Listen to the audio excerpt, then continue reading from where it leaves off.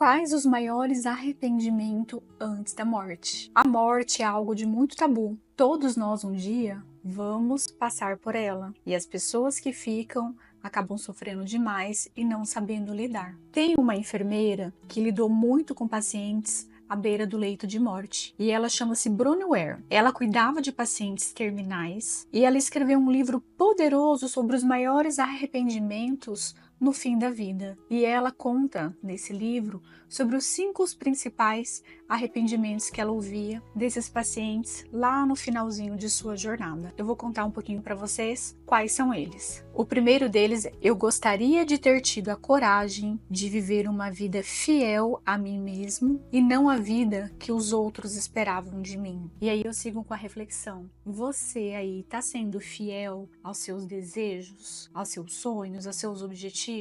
Ou você passa grande parte da sua vida buscando agradar as pessoas ou até mesmo seguir os sonhos de alguém? Esses dias eu atendi uma paciente que ela disse que teve uma libertação muito grande, porque ela veio aqui dizendo que queria fazer um concurso. E ela já era concursada num outro, mas era um concurso para uma área diferente. E isso estava um peso na vida dela. E eu perguntei para ela: o porquê que você quer seguir essa profissão? Qual que é a sua meta, o seu objetivo? E ela não soube responder. E isso ela já estava estudando há mais de 3 anos. Na outra consulta ela veio bem mais tranquila, bem mais organizada, e ela falou: doutora, eu estava ansiosa, angustiada, e eu consegui entender que aquele sonho daquele concurso não era meu, era o sonho da minha mãe. Então ela passou anos da vida dela se dedicando a um concurso, a uma profissão que não fazia bem para ela, nem estudar, e quem dirá ela estar trabalhando. Então esse é um exemplo dentro de vários outros que a gente tem, e eu convido você a fazer essa reflexão. Você trabalha com o que gosta? Você tá no relacionamento que você gosta? Você tá num ambiente que você gosta? Ou você tá ali porque alguém que está perto de você gosta e você quer agradar essa outra pessoa para você também ficar bem? Então não cometa esse erro, porque lá no fim da vida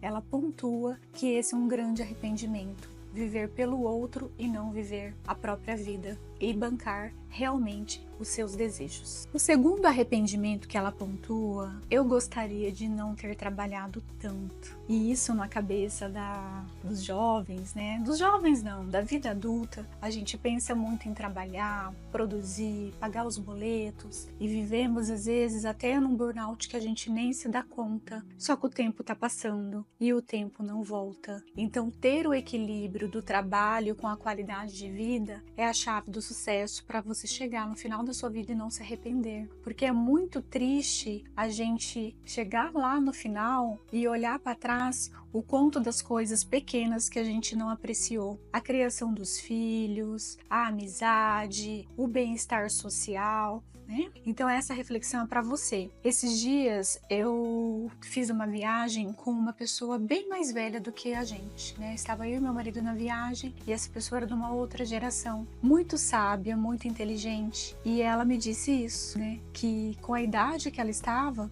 com 70 e poucos anos, 75 anos, ela tinha um grande arrependimento de ter grande parte da sua vida ter se dedicado apenas ao trabalho, às reuniões, os compromissos, e perdeu a criação dos filhos, dos netos e das viagens. E o conselho que ela me dava era esse: aproveite o tempo e não viva só para o trabalho, porque o trabalho ele tem que estar inserido no nosso tempo, não tomar todo o tempo da nossa vida. Então, o terceiro arrependimento, ela pontua: eu gostaria de ter tido coragem para expressar meus sentimentos. E isso é uma coisa muito interessante, porque vivemos numa era de superficialidade, numa era que às vezes, dependendo até um elogio, a gente consegue ser muito crítico ao outro, e às vezes a gente vai se fechando, se fechando, se fechando, não demonstrando nossas emoções e nos tornando cada vez mais superficial. Mas tudo que a gente não expressa de uma emoção externa, ela vai estar aqui numa emoção interna e vai gerar algum transtorno,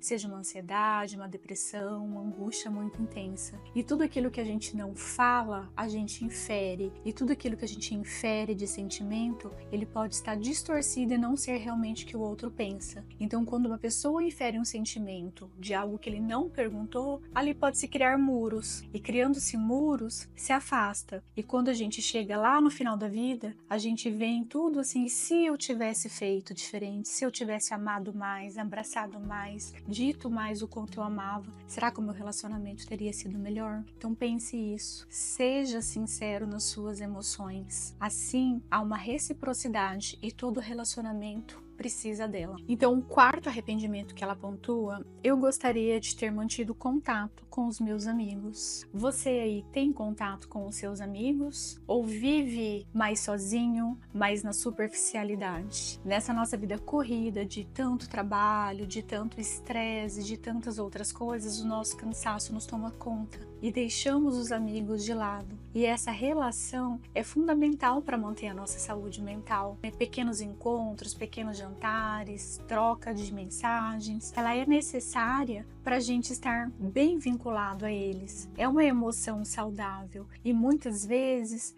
a gente deixa. E quando passa muitos anos, a gente olha para trás e olha e fala assim, nossa, e se eu tivesse mantido essa amizade? Será que ela estaria aqui hoje? Como que seria o nosso contato? Então valorize os seus amigos, valorize sua família, valorize as pessoas que gostem de você e também faça uma triagem. Tem muitos amigos que não são, mas você só vai saber se você der a chance de ter uma emoção não superficial. O quinto arrependimento era, eu gostaria de ter sido mais feliz. Mas a felicidade, o que é para você? A felicidade, eu sempre digo que às vezes é tomada por uma expectativa muito grande, algo muito concreto, muito até utópico. E na realidade, gente, a felicidade, ela é esses pequenos caminhos que a gente percorre até chegar naquele objetivo muito grande. Porque quando a gente concretiza aquele objetivo muito grande, a nossa cabeça já está pensando em outro objetivo. E isso vai se passando numa superficialidade tão grande que deixamos de apreciar as pequenas coisas e deixamos de ser felizes. Então olhe mais para os seus sonhos, mas não deixe de percorrer aquele caminho, nem que esteja com dificuldades,